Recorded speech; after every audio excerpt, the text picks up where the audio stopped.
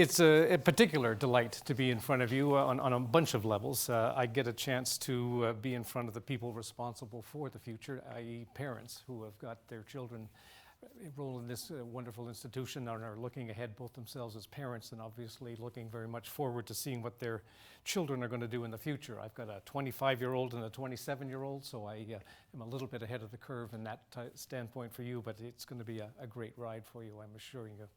It's also kind of nice to be back. I'm one of those people that can never answer simple questions like, where are you from?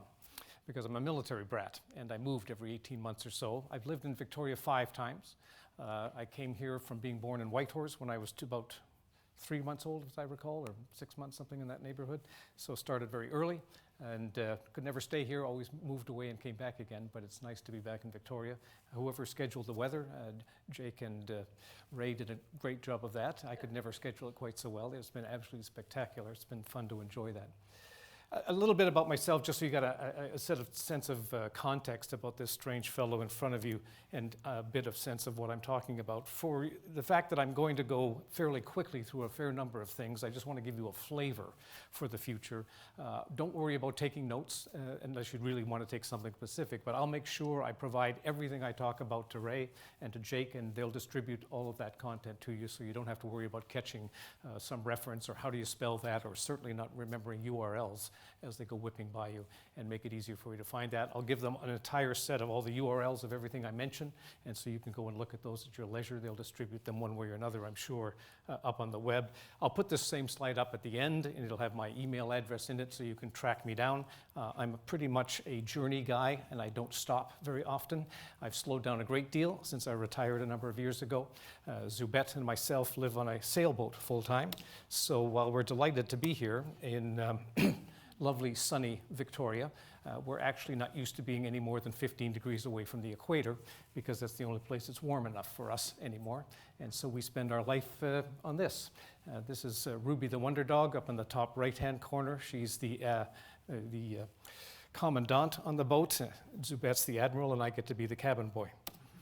This is the view we normally have when we're doing passages. We are currently out in the middle of the Pacific Ocean in a small area called the Marshall Islands. And we go back there in the next month or so, and we'll take up seeing more scenes like this one and this one. What I'm mostly here to, though, is to give you a different sense of perspectives, both on the future and on the future of work in particular, and see if I can do that. Alan Kay, who's the original founder of Xerox PARC and Xerox Corporation, had this great quote: "If I can do some version of my job, I'm hoping to give you at least 3 IQ points, or 3 new perspectives. So that should be worth about 150 IQ points for you, so you'll go up much smarter tonight if I've got any effectiveness in giving you some of those different perspectives." It's been passed on to me over the years. I've been speaking at events for about the last 25 years. I've spoken in 89 countries. I used to travel about 350 miles a year, 350,000 miles a year on air. I've done a little bit over 1 million miles on my motorcycles, and now we're doing the world 3 miles at a time, 3 miles an hour at a time on the boat, so slowing things down a little bit here. But what I'm hoping to do is give you a sense of things looking forward, but I do have to give you a couple of warnings. You people live in the real world, and I don't live there anymore. I certainly professionally didn't live there for about 20 years, because my job was to focus on a time frame about 20 to 100 years out. And I lived in that full time. That's the only place I worked, that's the only place I thought about, that's the only place I talked about. So my time frames are very warped compared to yours, where you're probably worrying about what were we supposed to do tomorrow afternoon? And I'm focused much more on that long-term time frame. So keep in mind that what I'm talking to you about tonight is in those kind of time frames. Keep in mind as well a couple of things. I'll try to use these slides here for a little bit, but I must tell you I suffer very severely from ADD, which is very curiously named. It's supposed to be attention deficit disorder, and you'd think it would mean it's people that can't pay attention. Actually, our problem is that we can only pay attention to everything equally all the time. We just can't focus on any one thing. And so PowerPoint and slides and focus and I are rather oxymoronic, cousins and twins. So I'll try to get this to help me move forward here, but it's not going to be probably that successful. For some reason, we're going backwards. This slide is meant to simply make sure you're clear that I'm not here as a futurist to give you a sense of what specifically is going to happen. I'm not a predictor. I don't have a fancy crystal ball. I've got a mild stock portfolio, and it's as messed up as anybody else's. So if you're looking for advice from a futuristic perspective on that nature, I'm not the guy to help you with that. What I'm apparently fairly good at, and have been doing for the last 20 years, is seeing things like this, metaphorically. You might be familiar with these kind of things. They're in the Nazca Plains in Peru, and these are these scrapings. That's a view from about 50,000 feet, and as you can see, it's a hummingbird. And when you're up there in space, we never even saw these things until we got up into space, because they're so large that until you get that far away, you can't see them. When you're on the ground, it looks like a bunch of dust, frankly. And these are just literally scrapings in the plains of the Nazca Plains in Peru. My point of showing this slide is that this is what I do for a living. I'm the lucky guy that gets to go orbiting out in space, literally and figuratively some of the times, it seems. And for me, I look down and go, it's a hummingbird. But the rest of the world lives on the ground, has real jobs in real time frames, and they just see a bunch of scrapings. So what I'm hoping to do is to give you some perspectives from my world up in space, out in time, and have you, I'm not sure why we've got a timer going here, but we'll get this back. Have you see things like I do them. Whoops, let's go up this way. Sorry about that. See things more clearly, because when I take anybody, I'm not smart. I'm not here to show you that I've got any better intellect than you. I just get this perspective that most people don't have. And so if I take you up in space and look down and I'll say, what do you see? You're going to go, hummingbird. So what I'm hoping to do is take you out in space from the perspective of time and space and show you some things that I think will be very obvious and apparent to you about where things are going into the future. Some of the meta trends, therefore, that I'm going to talk to you about this evening that I'm hoping will give you a sense, and I hope to speak to you not just as parents, but frankly as individuals yourself that are facing a future that's coming up and maybe are curious about that. So I'm going to talk to you about some of these points here. The first line is to simply indicate a quote from one of my favorite authors, a Canadian, William Gibson, a great author if you've not read any of his works, but he's got a great saying that is, the future is already here. It's just not very equally distributed. What I'm going to show you tonight is glimpses of the future, but I'm going to do that by showing you stuff that's already here and working right now. I think without any exceptions, every single thing I'm going to show you already exists, already is in use, and in most cases is already available for people to get their hands on and use. I'm not going to show you a lot of stuff from research laboratories. I'm not going to show you fancy things that might one day happen. I'm going to show you the future by showing you the present in the sense of things that are already available. It might be intriguing, for example, for you to know that it's estimated that in general right now, the stuff that's seen as cutting edge, fancy, new, just seen, innovative, has been around for at least 7 years. That is to say, the technologies that were involved in producing these things have been around for 7 years. It's just taken a while for them to get put together in some way that was useful, to get them out, to get them distributed, to get them available. And so if that's good news for you, there's that lag time in there. I'll tell you that that lag time is decreasing exponentially and shortening, but it's not that things are not just suddenly showing up and you have to be unexpectedly or unprepared for them. I'll tell you about the other things as we go. The single biggest meta trend I'd focus your attention to when it comes to looking forward, and I've been doing this one for about 20 years now, is what I call the Snowflake Effect. It's pretty simple, really. It's the observation that, like me, I hope you had somebody, your mother, your father, people that loved you, that told you you were a snowflake. You're unique. I will add that when my mom said to me, Wayne, there's nobody else quite like you, she wasn't necessarily paying me a compliment most of the time, but the point still stands that we are unique. Furthermore, what I want to share with you is that it's not just that we're unique as individuals, it's a pretty obvious fact. It turns out also equally obviously when you think about it that every moment, every situation is also unique. And one of the biggest things I hope you take away from this evening is that going forward, especially from a career and work perspective, it's uniqueness that's emerging as the norm, not the exception. That the fact that any two people are going to have the same job. Ray mentioned, I think, that you people that were talking had, about 3 career changes or so that you could think of. The average of people entering the workforce today is about 7 career changes. Not employer changes, career changes. And that number has been accelerating exponentially for the last 10 or 15 years. And so you can see that one of the takeaways from thinking about that when it comes to work, and what I find when I'm talking with young people, high school and university folks, I've picked up on a phrase a while ago. I heard a lot of them talk to me about, I just want to keep my options open. Well, I came to understand that's really a euphemism for I can't make a choice. And so there's no need to be concerned about keeping your options open. In fact, you will have the opposite problem. You're going to have too many options. The choice is going to be your problem. So reconfiguring the problem to be not what am I going to do for the rest of my life, what career choice. And I spoke with students the other day and talked to many of them, and I've talked with Ray and Jake, and their rooms are filled daily with students fretting over, I've got this monumental decision. I have to decide what I'm going to do for the rest of my life. I have to pick the correct university. I've got to sign up to the exact right school, and I've got to make this choice. And if I don't make it, if I make it wrong, I'm messed up for the rest of my life. Not true. Your job is not to make the decision of your life, decide on the career. It's decide what to do next. What's the best place to go now? And for me, it was fascinating. I talked to Ray about the things she's picking up from her constant conversations with university acceptance people that are screening and looking at all these applications. And the single word that she said that is most focused for her, actually two I'll pick on. Tell me if I get this wrong, but I'm pretty sure I listened carefully, Ray. One was exactly that, uniqueness. And it's a tough thing for Jake and her to talk to students when that's the goal and that's what they have to say to them.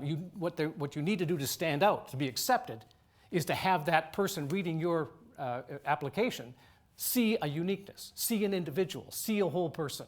Yeah, they're going to look at marks. Yes, they're going to look at what subject you took. Yes, they're going to look at what school. That really just saves you from going in the trash can. What's going to make the difference, and I will tell you, it's no different when you're talking employment. When you're talking about people looking to choose somebody for the job. Yes, they're going to have some minimum qualifications, and yes, that bar is going up. But again, that just keeps you from going in the round file. What actually gets you considered and ultimately chosen is uniqueness. Somebody that's got a unique set of character and capabilities and past in their already, even though they're young, in the case of high school students, people that can show from their actions that they've done things that make them unique and different. The second word that Ray talked to me about is one of my favorite words in all of these kind of conversations, and that's fit. And that universities, even really, really large ones, are looking for fit of an individual with them.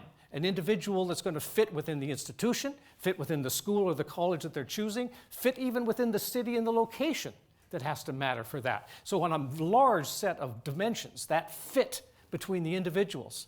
I told the story to a group of students I talked to the other day as well, that even an institution like the military has made that fundamental shift. That if you start to look at, I don't know if any of your children are, but if you're looking at joining the military today, they are very focused on this notion of fit. This is no longer sign on the dotted line, and then we'll decide where to ship you and what you're going to do and what you're going to, assignment you're going to take next. Now, I'm not suggesting the military is becoming benevolent. They're very self-serving. They found out the obvious is true, and that is that if they can get the individuals in the right job at the right time in the right place, they're going to stay longer and they're going to perform better. So it's for absolutely their best interests that the military and every other employer I know of is making that kind of change and putting the effort into finding and recruiting and retaining people by finding the best fit for that individual with the corporation or the institution or the organization and the job and the location and the specifics. Because that fit is critical for their performance and for their retention. And this is a changing target because this isn't just fit, okay, we've got you, you're hired, and you're going to stay here till you're retired. This is also the fit on the job. This is the fit within the project team, which is changing all of the time. As an example, with the age issue, for instance, right now it's estimated we have about 4 to 5 generations in the workforce simultaneously. Never happened before in history. You've got 4 to 5 generations on a project team, very consistently and commonly. And they don't just rank themselves out by age in terms of their rank or their level or their position within that organization or within that project team. You've got people in their 20s being in charge of, being managers of people in their 40s, 50s, 60s, and 70s. You've got people staying in very gainfully employed with corporations and organizations into their 80s. Brain research, which is accelerating exponentially of late, is showing that there's in fact an uptick in creativity and innovative thinking after 85. So this is no longer a point of keeping them around. This is no longer what are we going to do if they won't leave. This is a high performance issue. How do we get the best people in this organization and on this project team? And we're finding that age, within reason, is irrelevant. What matters is their skills, their capabilities, their experience, and finding that capacity for them to get together and work together effectively on a team. So those old metrics we used to have that, well, depending on how old you are, we can tell you where you're going to be in the organization, at least rank and promotion-wise. Organization charts are being flattened and leveled because it makes no sense to have hierarchical teams. Makes no sense to have org charts in the sense of groups of people organized by their fundamental themes of skills. Like, why would you have a marketing department separate from an engineering department, separate from a sales department, and separate from everything else? I mean, I get the organization. I get the structure, except all of those people end up being deployed on project teams. Well, now you have battles within the corporation or the organization because having to do things like cross-department budgeting is a disaster. It's never gotten any better. And yet all the work that's taking place is being done as a project team, and yet we've got ourselves organized in the most uncooperative way in terms of being organized by teams of people that all do the same kind of function, marketing, engineering, sales, etc. And so that's being flattened and eliminated. And instead, we're just having people that are picked up and joining teams, formed, run the job, get deformed, taken apart, and put in another place for another project team another day. And focus on age is simply not being taken into account. So back to the snowflake effect. It's a very simple example or model for me, which is this goal. And what I'd highlight for you, and this is the biggest single trend I'm going to point out to you this evening, that we're rapidly, exponentially quickly moving from an age of an industrial society, one formed around mass production, to one being formed around mass personalization. And when I talk about mass production, don't be confused by thinking, well, okay, fine, I guess those guys in Detroit and Windsor and car plants and manufacturers, they worry about this. No, no, no. I'm talking about the fact that society as we know it, certainly education as we know it, is fundamentally based on the Industrial Revolution, the industrial era, and mass production. Find a problem, come up with a solution, one solution, and distribute that as broadly and as widely as you can. Be that a product, a service, be that education, or anything else. Education's challenge right now, in part, is that it's a great solution for a problem that's disappearing exponentially quickly. That is to say, we no longer need large numbers of people able to do the same things. We need individuals.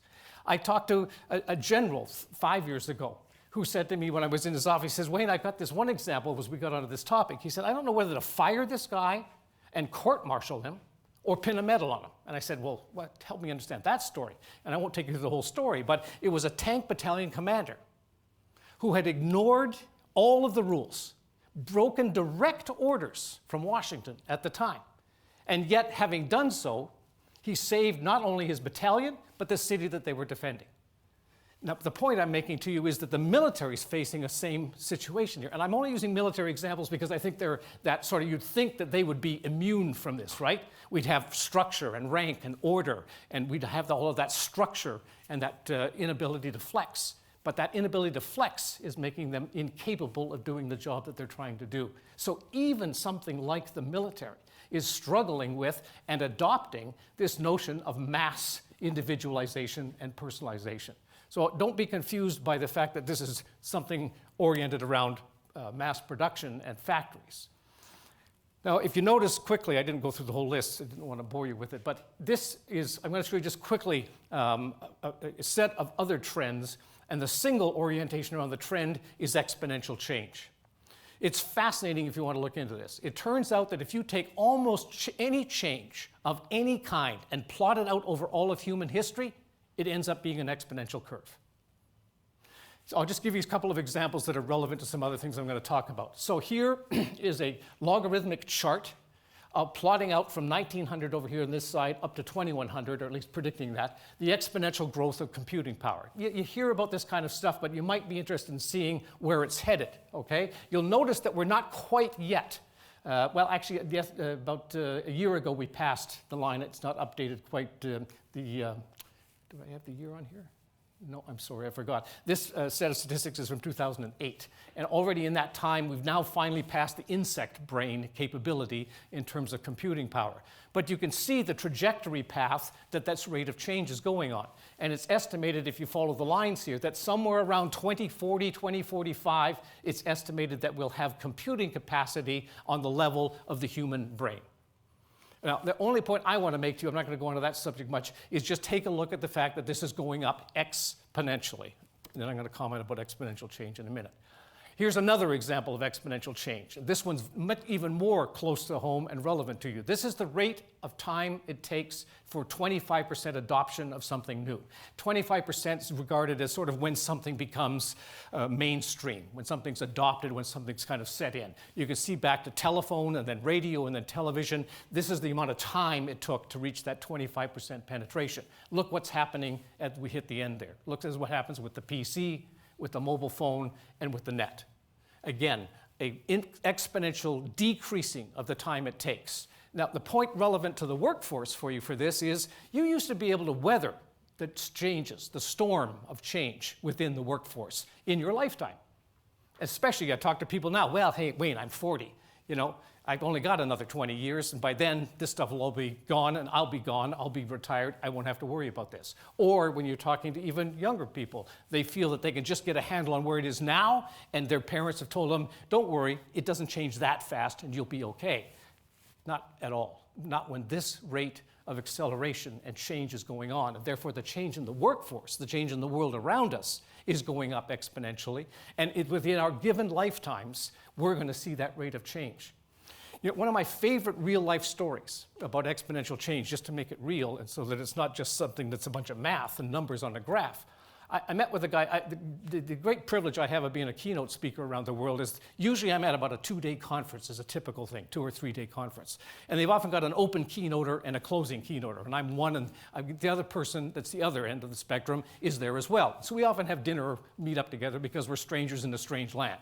I've somehow found a way to make a job out of being the dumbest guy in every room I'm in, because I'm in conferences and sessions where I'm here with the world's experts in some field that I know nothing about. But I get to ask dumb questions that they seem to like these kinds of things, and we go forward. So I was having dinner with this fellow. Had the most fascinating name I've ever heard of. I checked his passport, it's his real name, Story Musgrave. Isn't that a great name? If I write a novel, I'm going to find a way to incorporate Story Musgrave as one of the characters. But here's why I'm telling you about Story. I'll tell you Story. He was born in rural Kentucky. And on his 12th birthday, his grandfather gave him for a gift a trip to Louisville, the big town. Now, to get to Louisville, they had to harness the horses to the cart, to go to the train station, to get on the steam train, to go into Louisville, and back again. Now, what I didn't tell you about Story is we should all know his name, and we don't. You should all know his name because Story also, a little later on in his life, happened to walk on the moon. So he's one of many astronauts we've never heard of because it got boring to the media to talk about people that landed on the moon and walked on it because, old news, we saw the last 3 or 4. It's the same sort of silliness we see them jumping around and looking at. But my point is, you probably get it, right? One guy, one lifetime, not even just part of his lifetime. And he went from riding steam trains and horse-drawn carts to walking on the moon. So I hope that you can see with examples like that and ones you'll know in your life, this is not just a bunch of charts that scientists can plot out for us. This is as real as it gets, and it's now, and it's us. And trying to live in a world of exponential change is really challenging because we, frankly, are terrible at thinking about things exponentially. If you've had the experience, maybe, given that your parents are children of that age, of trying to explain something like compound interest to them, trying to explain how, just save a little, put a bit away every month. Maybe it's yourself going, hey, I wish I had to listen to that and put a penny a day away. And you'd be, what, $3 million richer at about this stage in life, which sounds absurd. What do you mean, a penny a day? We're lousy at thinking about exponential change. If I asked you, for instance, what could we pick? I used an example that students like. I got 17 emails from them already about this one when they tried it out. If you take a piece of paper and start folding it, every time you fold it in half, you're doubling its thickness. So you start to fold it. Seems pretty straightforward, and you'd get a reasonable thickness after a little while.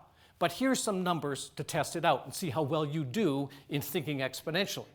It turns out that by the time you fold this piece of paper, by the way, you can only fold the piece of paper about 8 to 10 times before it becomes unfoldable, in terms of it's just like trying to fold a phone book or something and it's just too thick. But you could quickly do the math, or you could cut it up and stack them, just make sure you're doubling it every time. And it turns out it only takes 62 folds to get from here to the sun. And I'm not missing a decimal place, 62. Now, you're sitting there going, this guy's loony, all right? He's been on the sailboat too long. Check it out, do the math, and you'll find that it's true. Or the old thing about the king in China, who mistakenly promised one of his people anything he wanted for helping out his daughter. And the person was smart enough to say, I will take 1 grain of rice on every square of the chessboard, as long as you double it each square. So 1 grain on the first square, 2 grains on the second square, 4, 16, or 8, and so on. Sounds okay until you start get going. And do you know by the time you get to 64 squares on the chessboard, you covered the planet in, I believe, my numbers could be off here, but somewhere in the order of magnitude of 16 feet of rice, the entire surface of the Earth. Come on, how could that be possible? 64 squares, doubling every time, doesn't make sense. It's true, it works out. My point being that I'm going to show you examples now of what exponential change looks like, how quickly things are changing already. Like I said, I'll stick to my promise. I'm going to show you stuff that's already here, already exists, and see if you don't think that exponential change is the life and the world we live in. By the way, it's not all scary stuff, or maybe this is really scary if you haven't been looking at it. This is the projection of human lifespans. They're also on an exponential curve. So this means, relative to the world of work and relative to the world of us humans, that our expectations that we previously had, that people with hair of my color are, onto the sunset stage of life. It's estimated that I'm in my 60s. I'm not probably quite halfway yet. And that doesn't match up. Do you know what, I don't know if they did it up here, you could tell me, in Victoria and Vancouver. Did they have a guy like a weatherman on the news every night that used to, about once a month or so, have the name of somebody in Victoria that had turned 100, celebrate their 100th birthday? Did they ever do that? They did that all over Canada and the US, apparently. It was very, very popular. And typically the weather guy, the color person, Terry, right, of the news. And about once a month or so, they would find somebody in that big city metropolis area that had their 100th birthday, and they'd read their name out. Do you know there's not a single city still doing it? And do you know why? The list got too long. Did you know, in fact, that centenarians, the single largest growth of any generation by percentage in any developed country? When I grew up, somebody becoming 100 was a Guinness World Records feature, right? And it was rare to hear about that. Now there's too many every day for them to read out on the programs.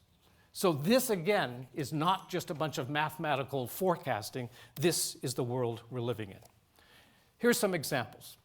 I'm absolutely convinced that we're facing the next industrial revolution. It's been happening for a while. I put industrial in quotes because I don't think it's going to be that industrial at all. It's not the next version of the industrial revolution. It's the next era.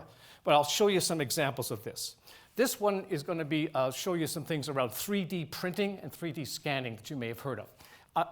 It's got some interesting occupational and career choices. That's not my point tonight. I'm not saying this is where the jobs are.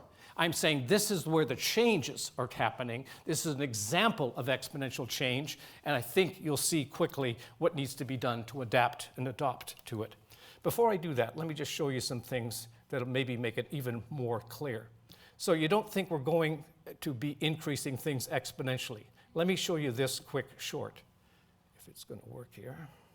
Here we go.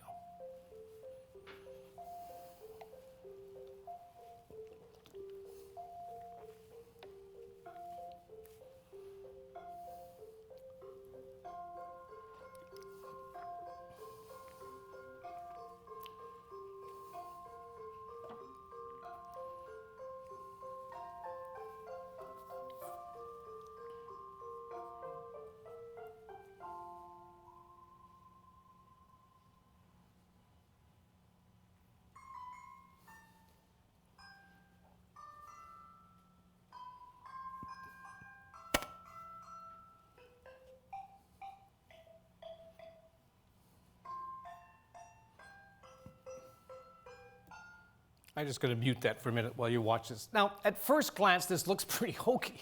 I mean, when was this shot? In the early 1900s or back in the 60s or something when we had kind of silly little animations going on? No, this was shot 3 weeks ago. What's intriguing about it, if you read the text as it went by in the beginning, is that each of those silly little dots is an atom. Not even a molecule, an atom. They're able to do two things that are pretty fascinating to me. One, they're able to see them. So this is a new electron magnoscope that has the ability to magnify things 100 million times, hence the ability to see these individual atoms. And the second piece is that they can actually move an individual atom. Right now. So this isn't speculation. That's not a fake, phony animation they put together. That's the real thing. Those are individual atoms. What that's starting to show us, IBM's interested in it, by the way, for storage, believe it or not. Two areas are being looked at. One, this level of atomic structures, and second is DNA, storing data and information. If this model works out, the movement of atoms and the storage capacity, it's estimated we can store the entire world's history of movies. Every movie that exists on the planet in the size of something about the end of a fingernail. So it just means we've got this capacity to have storage of an unlimited nature. But think about that. I don't know about you, but I think that's stunning that we can actually not only see atoms for the first time, we can now move them and manipulate them. Here's another example, even more up to date.